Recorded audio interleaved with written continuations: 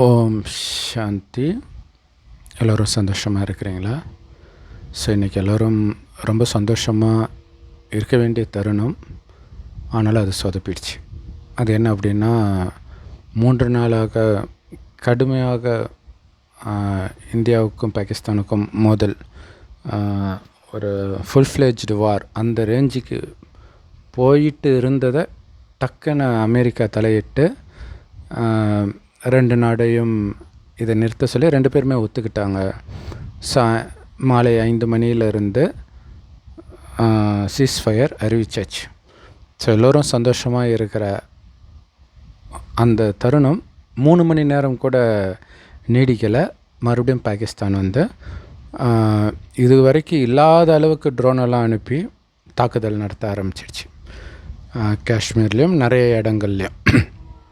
So இந்தியாவும் அது ஏற்கனவே எதிர்பார்த்து தான் இருந்தது. நாங்கள் இருப்போம். இன்னொரு விஷயம் இந்தியா அறிவித்தது என்ன அப்படின்னா, இனி இந்த மாதிரி தீவிரவாத தாக்குதல் நடந்துச்சுன்னா அதை யுத்தத்திற்கான அழைப்பாக தான் நாங்கள் பார்ப்போம் அப்படின்னு சொன்னார். ஸோ அப்படி சொல்லியும் பாகிஸ்தான் இப்படி பண்ணுது அப்படின்னும்போது இது யாருமே எதிர்பார்க்க மாட்டாங்களே. ஜென்ரலாக எல்லோரும் என்ன நினைப்பாங்க, பாகிஸ்தான் சின்ன நாடு, சரி ஓகே, இந்தியா வந்து 9 இடத்துல பாம்பு போட்டுச்சு அந்த தீவிரவாத தாக்குதலுக்கு பழிவாங்கும் விதமாக. ஸோ அதுக்கு எதிர்வினை ஆற்றணும். பட்டு நம்மளால் தாக்கு பிடிக்க முடியல, யாராவது வந்து நிறுத்தினா நல்லாயிருக்கும் அப்படின்னு பாகிஸ்தான் நினைக்கும்னு நம்ம நினைத்தோம். ஆனால் அவங்களுடைய ஹை கமிஷனர் பேசும்போது கூட அதை பற்றி நிற்குமா அப்படிங்கிறத பற்றி அவர் நின்னா நல்லாயிருக்கும் அந்த மாதிரி வார்த்தையை அவர் பேசவே கிடையாது. ஆனால் இந்தியா தான் ஒவ்வொரு தடவையும் இதோடு நிறுத்திட்டிங்கன்னா நிறுத்திடுவோம் அப்படின்னு இந்தியா தான் சொல்லிச்சே தவிர பாகிஸ்தான் சொல்லவே இல்லை. அது ஒரு ஆச்சரியமாகவே இருந்தது. ஸோ இப்போவும் பார்த்திங்கன்னா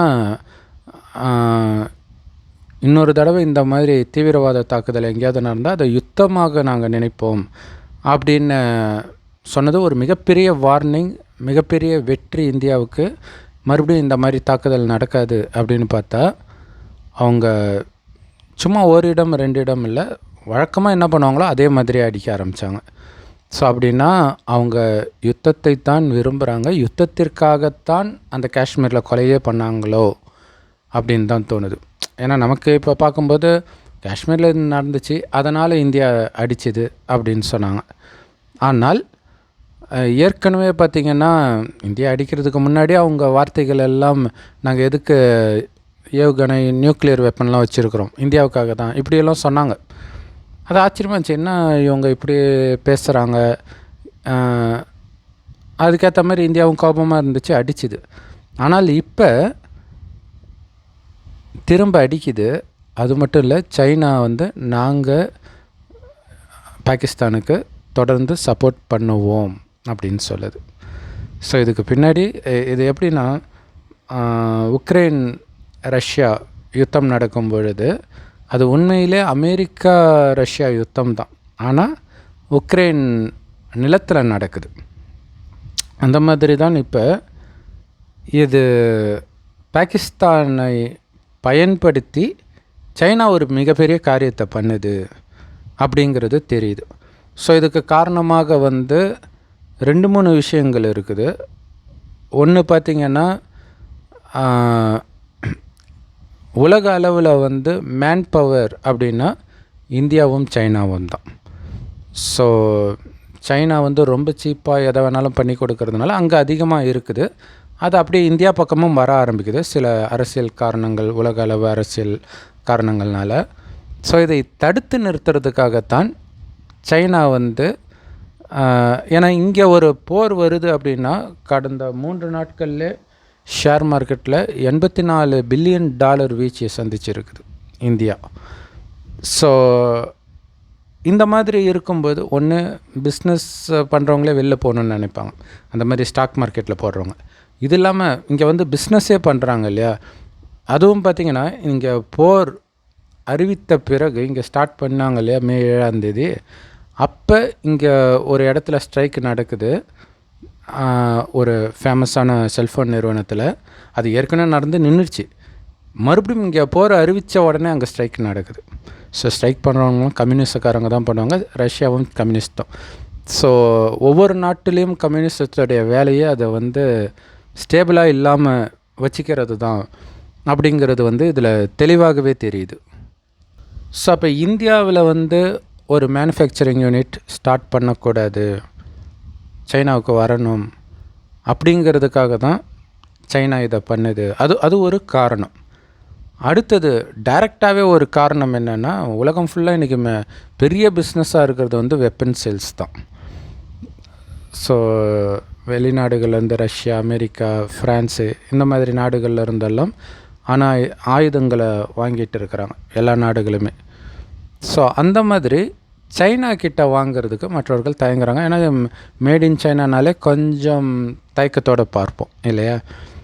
ஸோ அப்போ எங்களுடைய ஆயுதம் சிறந்தது தான் அப்படின்னு டெமான்ஸ்ட்ரேட் பண்ணால் ஒரு யுத்தத்தின் மூலமாக டெமான்ஸ்ட்ரேட் பண்ணி ஆகணும். ஸோ அதற்கு பாகிஸ்தானுக்கு 80%க்கு மேலே 82% வந்து சைனாவுடைய ஆயுதங்கள் தான் பயன்படுத்துகிறாங்க. ஸோ அதன் மூலமாக எங்களுடைய ஆயுதம் தரமாக இருக்குது பாருங்கன்ட்டு மற்ற நாடுகள் வாங்கணும்னு நினைக்கிறவங்க சைனா கிட்டேருந்து மற்றதுக்கு கம்பேர் பண்ணும்போது ரேட்டும் கம்மியாக இருக்கும். ஸோ அதை விற்கிறதுக்காகவும் இதை பண்ணுறாங்க. ஸோ இதெல்லாம் நினைக்கும்போது ஏதோ ஒரு டாம் க்ரூஸ் படம்னு நினைக்கிறோம்.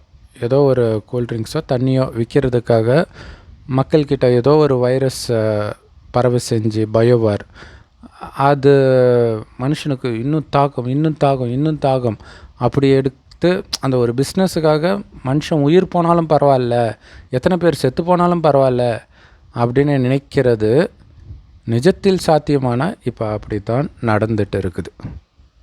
ஸோ கடவுள் நம்பிக்கை இருக்கிறவங்களே பண ஆசை பிடித்து அலையிற இந்த உலகத்தில் கடவுள் நம்பிக்கை இல்லைன்னா கேட்கணுமா? ஸோ சைனா கம்யூனிஸ்ட் நாடு. So Pakistan military officer, India military officer எல்லோரும் ஒன்றா பேசி தான் நிறுத்துகிறாங்க. நிறுத்தி 3 மணி நேரத்தில் இது வருது அப்படின்னா இதை நடத்துறது வேறு யாரோ இல்லையா? பாஸ் வேறு எங்கேயோ இருக்கிறாங்க, அவங்க சொல்கிறது தான் இவங்க கேட்டாகணும். அவங்கக்கிட்ட இருந்த லாபம் இருக்குது. ஸோ அந்த லாபமே தனிப்பட்ட லாபம் தான், நாட்டுக்கான லாபமாக இருக்காது. மேபி அந்த அதிபர்கள் அந்த மாதிரி பெரிய பெரிய ஆட்களுக்கான சுய லாபத்துக்காக, ஏன்னா அவங்க மக்களையே வந்து ஒரு ஷீல்டாக பயன்படுத்துனாங்க பாகிஸ்தான். முந்தநேற்று இந்த மாதிரி ட்ரோன் விட்டுட்டு இருக்கும்போதே பேசஞ்சர் ஃப்ளைட்டே விடுறாங்க அந்த நேரத்தில் பேசஞ்சரோட. ஸோ சப்போஸ் இந்தியா அதை தவறி அடிச்சிடுச்சு அப்படின்னா உலக மேடையில் வந்து இந்தியாவை பற்றி தவறான பேர் வர வைக்கலாம் அப்படின்ட்டு எவ்வளவு கேவலமாலும் இறங்கணும்னு நினைக்கிறாங்களோ அப்படிலாம் இறங்குறாங்க. இன்னொரு விஷயம் என்னென்னா, சில பசங்களை பார்க்கலாம் அப்படியே வாயை திறந்தாலே போய் சொல்லுவாங்க. அந்த மாதிரி தான் பாகிஸ்தானில் இருக்கக்கூடியவர்கள் எல்லாருமே இருக்கிறாங்க, இந்த பதவியில் இருக்கிறவங்க அப்படிங்கிறது ஆச்சரியமாக இருக்குது. ஏன்னா அந்த ஹை கமிஷனர் நிறைய தொலைக்காட்சிகளுக்கு பேட்டி கொடுத்துட்டு இருக்கிறாரு. பாகிஸ்தான் ஹை கமிஷனர் ஸ்கை நியூஸில் இப்போ 2வதாக இப்போ இந்த சீஸ்ஃபயர் வயலேட் பண்ண உடனே, போர் நிறுத்தத்தை பாகிஸ்தான் மீறின உடனே அங்கே நடக்குது பேட்டி. அப்போ கேட்குறாங்க என்ன இப்படி ஆயிடுச்சின்னு எடுத்தோடனே கேள்வி கேட்குறாங்க. அப்படியே எனக்கு தெரியாது, நான் இப்போ தான் ட்ராவல் பண்ணி வந்தேன், நானே உங்கள் டிவியில் தான் பார்த்து தெரிஞ்சுக்கிட்டேன் அப்படின்னு சொல்கிறார். ஸோ அதில் அவங்க வந்து உலகத்தை நம்ப வைக்கிறதுக்கு ஒரு விஷயம் சொல்கிறது என்ன அப்படின்னா, யாரோ ஒருத்தர் வந்து காஷ்மீரில் சுட்டதுனால பாகிஸ்தான் தான் சுட்டுச்சுன்னு நீங்களே முடிவு பண்ணிட்டு நீங்களே குண்டு போட்டிங்கன்னா அது எப்படி அப்படிங்கிறதே தான் சொல்லிகிட்ருக்கார். ஸோ அந்த 4 பேர் காப்பாற்ற வேண்டியது அவங்களுக்கு அவ்வளோ முக்கியமான விஷயமாக இருக்குது. அந்த 4 பேரை பிடிக்கவே முடியல இல்லையா? ஸோ அதனால் இப்போ உலகத்தை இப்படி நம்ப வைக்கிறாங்க, அவங்களே பண்ணாங்கன்னு சொல்கிறது. இதோ இன்றைக்கி கூட வயலேஷன் நடக்கிறத மேபி நாளைக்கு சொல்லலாம், இந்தியாவே அவங்க நாட்டு மேலே குண்டு போட்டுக்கிச்சு அப்படி கூட அவங்க சொல்லுவாங்க. ஸோ இன்னொன்று மெயினாக பாகிஸ்தான் பண்ணுற வேலை பார்த்திங்கன்னா, சமீபமாக ஒரு காஷ்மீர் ஒரு 17 வயசு பையனை அவங்க வந்து பிரெயின் வாஷ் பண்ணி தீவிரவாதியாக பாகிஸ்தானில் மாற்றி காஷ்மீரில் ஏதாவது ஒரு தீவிரவாத செயல் பண்ணணும், இதுதான் அவங்களுடைய லட்சியம். அவர் அதுக்கப்புறம் திருந்தி வந்து பேட்டி கொடுக்குறார். அப்போ அவர் வந்து ஜெயிலுக்கு போகிறார். பிடிபட்டு ஜெயிலுக்கு போகும்போது இவருக்கு ஷாக் ஆகிடுச்சான். ஏன்னா காஷ்மீர் விடுதலைக்காக நாங்கள் போராடுறோம் அப்படின்னு சொல்லி நம்ப வச்சு அழைச்சிட்டு போயிட்டு அங்கே போய் பார்த்தா ஒருத்தர் காஷ்மீரை பற்றி பேசுகிறாரு, இன்னொருத்தர் எல்லாம் அவங்களே தீவிரவாதிகளே நிறைய பேர் இருக்கிறாங்க அங்கே. ஒருத்தர் என்னென்னா பாகிஸ்தானையே இன்னும் அந்த தீவிரவாதிகளே எதிர்க்கிற இன்னொரு தீவிரவாதிகள் இந்த மாதிரி இருக்கிறத பார்த்தோன்னா அவருக்கு ஷாக் ஆகிடுச்சான். ஸோ திட்டத்திட்ட இது எப்படி இருக்குதுன்னா, இந்த அடியாட்கள் கோஷ்டி இருப்பாங்க இல்லையா, காசு கொடுத்தா போய் அடிச்சிட்டு வர்றது. ஸோ அப்போ உங்களை விட நான் பெரிய ஆள், இந்த மாதிரி நிறைய கோஷ்டிகளை வந்து அங்கே உருவாக்கி வைக்கிறாங்க. இன்டர்நேஷ்னல் கம்யூனிட்டிக்கு சப்ளை பண்ணுறது தான் அவங்களுடைய வேலையாகவே இருக்குது. அது அவங்க பிரைம் மினிஸ்டரே பேட்டியிலே சொல்கிறார், இதை நாங்கள் 30 வருஷமாக பண்ணிட்டு தான் இருக்கிறோம். அமெரிக்காவுக்கு பண்ணியிருக்கிறோம், லண்டனுக்கு பண்ணியிருக்கிறோம் அப்படின்னு சொல்கிறாங்க. ஏன்னா ஒரு நாடு இன்னொரு நாடு அந்த உளவு வேலை பார்க்குறது, இன்னொரு நாட்டு கூட சண்டை போடும்போது மிலிட்ரினா கண்டுபிடிச்சிடுவாங்க. இது ஒரு சாதாரண மனிதன் மாதிரியே போய் தாக்குறது. ரஷ்யா கூட அந்த மாதிரி பயன்படுத்துது. ஸோ அந்த மாதிரி நபர்களை ட்ரெயின் பண்ணுறது தான் பாகிஸ்தானுடைய முழு வேலையாகவே இருக்குது.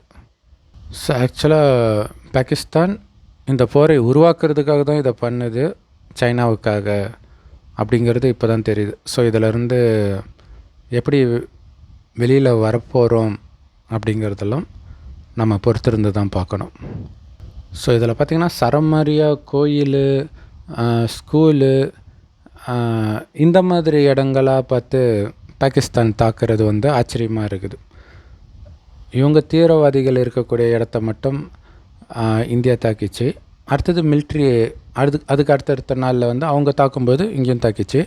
ஆனால் இப்போ நேற்றுலாம் பார்த்திங்கன்னா ஃபுல்லாக பொதுமக்கள் மேலேயே வந்து குண்டு போட ஆரம்பித்தாங்க. ஸோ அதை பார்க்கும்போது சரி எப்படியாவது நிறுத்தினா போதும்னு நினைக்கிறாங்க அப்படின்னு பார்த்தா அதுவும் இல்லை. இதுக்கு பின்னாடி வேறு ஏதோ இருக்குது. ஏற்கனவே இது எல்லாமே பிளான் பண்ணி தான் பண்ணுறாங்க அப்படிங்கிறது தெரியுது. ஸோ இது இல்லாமல் ஜென்ரலாகவே யுத்தத்தில் இருக்கும்போது பொருளாதாரம் பயங்கர வீழ்ச்சி அடையும், எப்படிப்பட்ட நாடாக இருந்தாலும். ஸோ இன்னொரு விஷயம் வந்து டொனால்ட் ட்ரம்ப் அவர்கள் சொல்லியே இருக்கிறாங்க,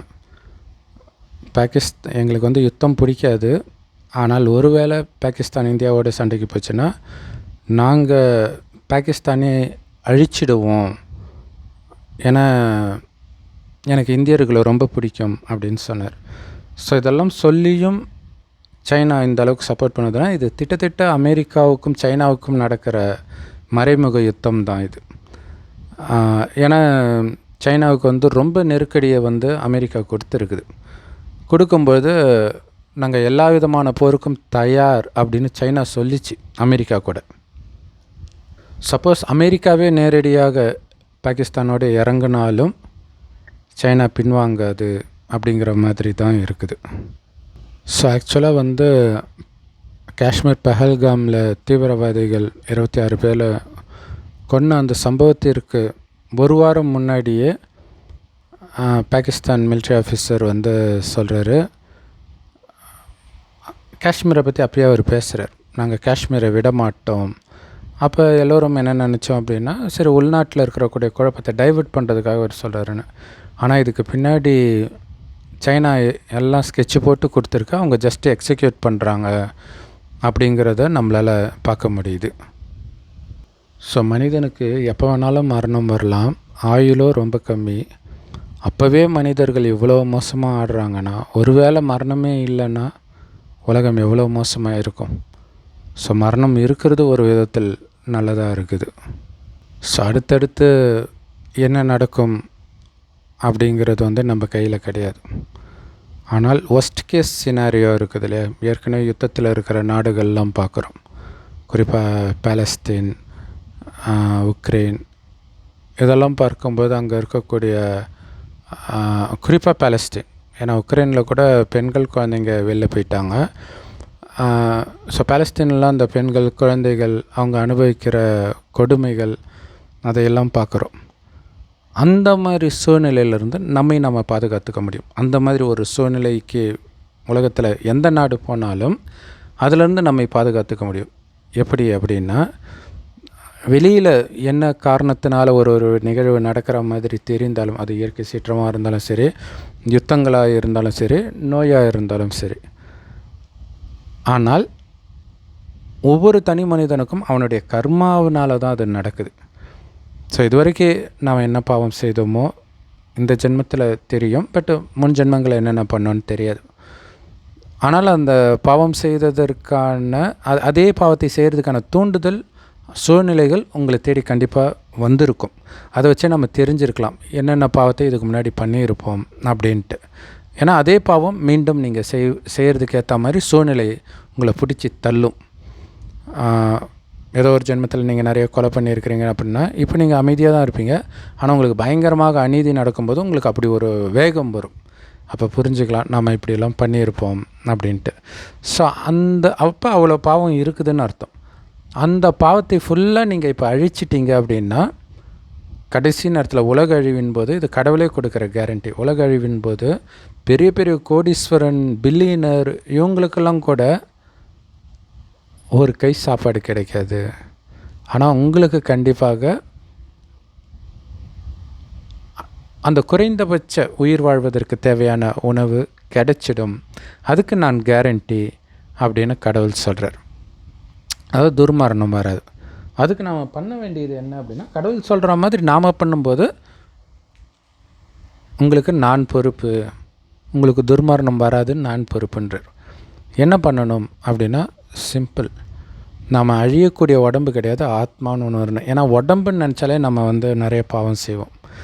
ஸோ ஆண் அல்லது பெண்ணை நினைக்கும்போது காமம் சார்ந்த தவறு செய்வோம். பணக்காரன் நினைக்கும்போது அந்த அகங்காரம் வர ஆரம்பிக்கும். இந்த மதம் அந்த மதம்னும் போது வெறுப்புணர்வு வர ஆரம்பிக்கும். ஸோ இந்த மாதிரி எல்லா பிரிவினைக்கும் காரணம் உடம்புன்னு நினைக்கிறதுனால. ஆனால்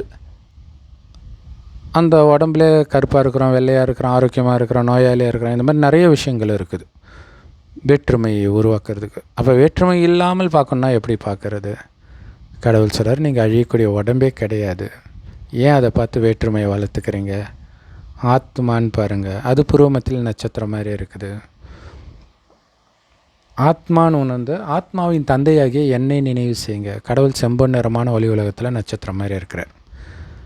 ஸோ அவரை நாம் நினைவு பண்ணிக்கிட்டே இருக்கணும். நம்மள மாதிரி ஆத்மா தான் வரும், ஆனால் அவர் நம்மள மாதிரி பிறப்பு சக்கரத்தில் வரல. நாம் முதல்ல வரும்போது இந்த பூமி 2500 வருடம் சொர்க்கமாக இருக்குது, அடுத்த 2500 வருடம் நரகம். சொர்க்கத்தில் சுகத்தை அனுபவிச்சுட்டு நரகத்தில் பாவம் செய்கிறோம் பாதி டைமு, அதுக்கப்புறம் தான் துக்கம் அனுபவிக்கிறோம்.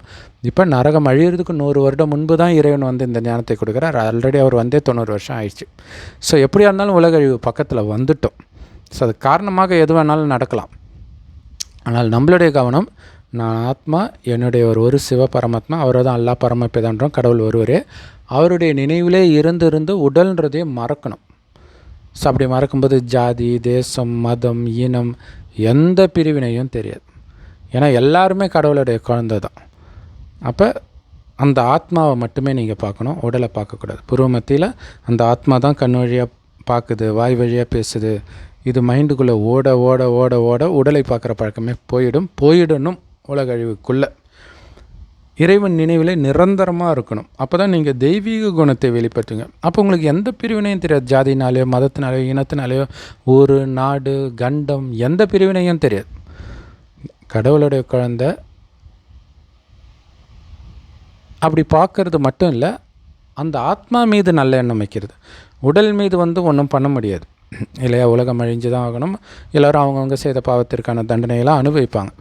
ஸோ அதுலேருந்து தப்பிக்கிறதுக்கான வழி இந்த ஞானத்தை கொடுக்கலாம். ஒரு சிலர் கேட்பாங்க, பெரும்பாலும் கேட்க மாட்டாங்க. ஸோ அப்படி கேட்காதவர்கள் கூட அந்த ஆத்மா இந்த உலகத்துலேருந்து சீக்கிரமாக தப்பிச்சு போயிடணும். ஏன்னா கலியுகம் அழிந்து இதே பூமி மீண்டும் சொர்க்கமாகும். இது 5000 வருட காலச்சக்கரம். இதில் என்ன நடக்குதோ அதே திரும்ப நடக்கும். ஸோ சொர்க்கமாக இருந்தது நரகமாகும். நரகத்தின் இறுதியில் இறைவன் ஞானத்தை கொடுப்பார். அதை கேட்டு சொர்க்கமாகும்போது அங்கே நாம் பிறக்கலாம். சொர்க்கத்தின் குணம் உங்களுக்கு இருந்துச்சுன்னா. சொர்க்கத்தில் எல்லோருக்கும் எப்படி இருக்கும் குணம்? காமம், கோபம், பற்று, பேராசை, அகங்காரம்னா என்னன்னே தெரியாது. அன்பு, அமைதி, ஆனந்தம், தூய்மை, இந்த குணம் மட்டுமே பார்வையில், வார்த்தையில், எண்ணத்தில் இருக்கும். அந்த மாதிரி குணத்தை இப்போ நீங்கள் உருவாக்கணுன்னா அழியக்கூடிய உடல் தெரியக்கூடாது, அழிவற்ற ஆத்மா மட்டும்தான் தெரியணும். அழியக்கூடிய இந்த உலகத்தையே பார்த்தும் பார்க்காம கேட்டும் கேட்காம இருங்க. வரப்போகிற சொர்க்கம், அங்கே நான் போயிட்டு இருக்கிறேன், அங்கேயே நான் இருக்கிறேன்ற உணர்விலே இருங்க. அங்கே உங்களுடைய குணம் எப்படி இருக்கும், அந்த குணத்தை வெளிப்படுத்துங்க. மற்றவர்களுடைய குணம் அங்கே எப்படி இருக்கும், அப்படியே மற்றவர்களை பார்க்கணும். இப்போ நடந்துக்கிறத இந்த பார்த்தும் பார்க்காம கேட்டும் கேட்காம இருக்கணும். ஸோ இதை மட்டும் நீங்கள் ஃபாலோ பண்ணிங்க, கொஞ்சம் கூட உங்களுக்கு காமம், கோபம், பற்று, பேராசை, அகங்காரம் இல்லவே இல்லைன்றதை நீங்கள் நிரூபிச்சிட்டிங்கன்னா, நிரூபிச்சிக்கிட்டே இருக்கணும். நிறைய டெஸ்ட் பேப்பர் வந்துக்கிட்டே இருக்கும். அப்படி பாஸ் ஆக கடவுள் உங்களை இப்போ பாதுகாக்கிறது மட்டும் இல்லை, அப்படியே பாதுகாப்பாயிட்டு போய் சொர்க்கத்தில் விட்டுருவேன்.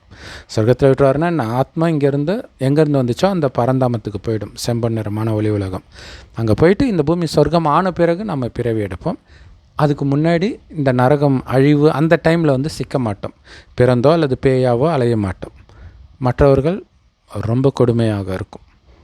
இயேசுவை கேட்டிருப்பாங்களே, கடைசி நேரம் எப்படி இருக்கும்? கர்ப்பிணி பெண்களுக்கு ஐயோ, பாலூட்டும் தாய்மார்களுக்கு ஐயோ.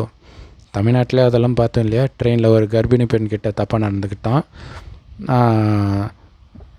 கோயம்புத்தூர்லையோ எங்கேயோ ஒரு சகோதரி தன்னுடைய குழந்தைக்கு பால் கொடுத்துட்டு இருக்கும்போது வெளியிலேருந்து 2-3 பேர் வந்து குழந்தை கழுத்து எடுத்துகிட்டு கத்தியை வச்சுட்டு மிரட்டி அந்த சகோதரிக்கு வந்து பாலியல் வன்கொடுமை பண்ணியிருக்கிறாங்க. 2 தடவை, அதுவும் காலையிலும் நைட்டும் வேறு பண்ணியிருக்கிறாங்க. ஸோ இப்படி அப்படின்னா தான் அந்த கர்ப்பிணி பெண்களுக்கு ஐயோ, பாலூட்டும் தாய்மார்களுக்கு ஐயோ இப்பயே நடக்குது. அப்படின்னா என்ன அர்த்தம்? கடைசி நேரம் வந்துடுச்சு அப்படிங்கிறத புரிஞ்சுக்கணும். ஆனால் இறைவன் நினைவில் உடலையே மறந்து இருங்க, உங்களுக்கு ஒன்றும் ஆகாது. உடலை நினைத்தால்தான் அந்த பயம், உறவுகள், பற்று, இது எல்லாமே. ஸோ எல்லோருமே அவங்கவுங்க செய்த பாவத்திற்கான தண்டனை அனுபவித்து தான் ஆகணும். ஆனால் அதில் வந்து தப்பிக்கிறதுக்கான வழி இறைவன் நினைவிலே மூழ்கிறது. இப்போ உங்களுடைய நண்பர்கள், உறவினர்கள், குடும்பத்தார்கள் எல்லோருக்கும் இந்த ஞானத்தை கொடுங்க. கேட்டாங்கன்னா அவங்க தப்பிக்கலாம், கேட்கலன்னா நம்ம என்ன பண்ண முடியும்? ஒன்றும் பண்ண முடியாது. ஓம் சாந்தி. தேங்க்ஸ் ஃபார் வாட்சிங். ஸோ இறைவன் கொடுக்குற ஞானம் எல்லா பிரம்மகுமாரிகள் ராஜயோக தியான நிலையத்திலும் முற்றிலும் இலவசமாக கிடைக்குது. யூடியூப் வெப்சைட்ஸில் இருக்க அதோட லிங்க் இந்த வீடியோக்கு டிஸ்கிரிப்ஷனில் கொடுக்குறோம். அவசியம் பார்த்து பயன்பெறுங்கள். ஓம் சாந்தி.